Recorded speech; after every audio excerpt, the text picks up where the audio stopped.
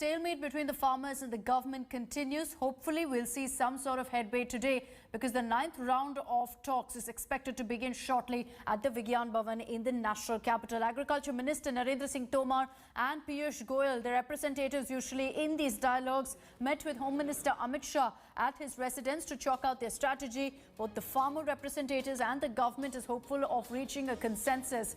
The main agenda of the meet will be to address the farmers' demand of a rollback of the farm laws, as well as another demand of a legal guarantee for minimum support price for farm produce. On Thursday, you had farmers holding tractor rallies on expressways surrounding the national capital.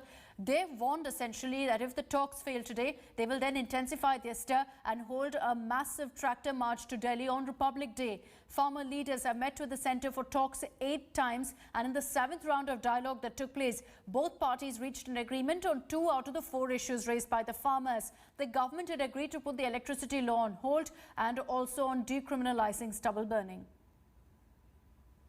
आज फिर किसानों से एक दौर बातचीत होगी और मुझे पूरी आशा है कि किसान यूनियन के लोग चर्चा करेंगे और सकारात्मक माहौल में चर्चा होगी। संभवतः हम लोग स्वाभाविक रूप से जब चर्चा होती है तो सभी को आगे बढ़ने का प्रयास करना पड़ता है, तभी समाधान तक पहुंचते हैं और मुझे आशा है कि सभी लोग सकारात्मक माहौल में चर्चा करेंगे और रास्ता ढूंढेंगे। मेरी हमेशा सोच रही है कि किसान दिल्ली आए हैं तो कुछ किसान हित में कुछ फैसले हों, लेकर जाएं। जो भी कानूनों में समस्याएं हैं, पहले कई बार आए सरकार संशोधन के लिए तैयार हुई थी। जिस कानून में जो भी समस्याएं हैं, अगर किसान हित में कोई बदलाव की गुंजाइश है तो सरकार करने के लिए पहले भी तैयार थी, आज भी तैयार है। तो जिद के बजाय मुद्दों पे बात हो। सरकार भी किसानों की है, किसान हित में मोदी जी ने हमेशा कदम उठाए हैं, किसानों से ही सरकार बनती है, तो किसान हित में जो भी है वो सरकार करने के लिए तैयार है। तो मेरा तो निवेदन है किसान नेताओं से कि अब किसान हित की बात होनी चाहिए। We will participate in the meeting, but before the meeting yesterday, Minister categorically declared that we cannot accept the repeal. After declaring that, what we will say today in the meeting, we do not know. If they decide that we will solve the problem, they should discuss it. They should discuss it.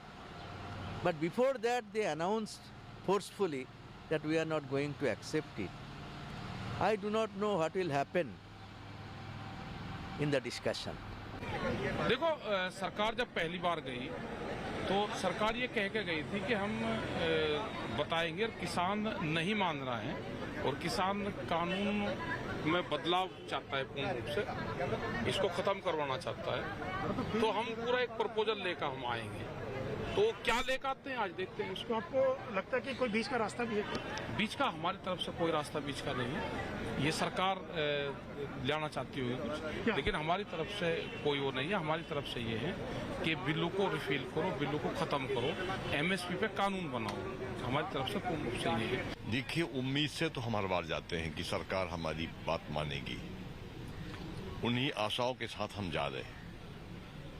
सरकार क्या करती है, सरकार ने किस तैयारी से आई है। पिछली बार सरकार ने जो हमसे कहा था कि एमएसपी को गारंटी का कानून बनाने के लिए हमें होमवर्क के लिए समय चाहिए, ऐसा सरकार हमसे 3 बार कह चुकी है पिछली बैठकों में भी। तीसरी बार और कहा कि हमको समय चाहिए। तो आज सरकार उस होमवर्क के साथ हमारे पास आएगी और हम उस होमवर्क के तहत सरकार का होमवर्क देखेंगे कि सरकार क्या कहेगी।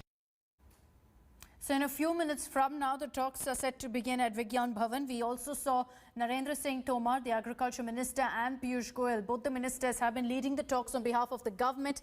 They met with Amit Shah briefly at his residence. The government essentially chalking out their strategy at a time when farmer representatives speaking to India today have made it very clear that there's no question of them going back on any of their demands. And if that really is the case, then there remains a big question mark on whether we're going to be seeing a breakthrough or not. Considering how things are, the farmers are saying we want the 3 farm laws to be rolled back. The government is saying that's where we draw the line. There's no question of a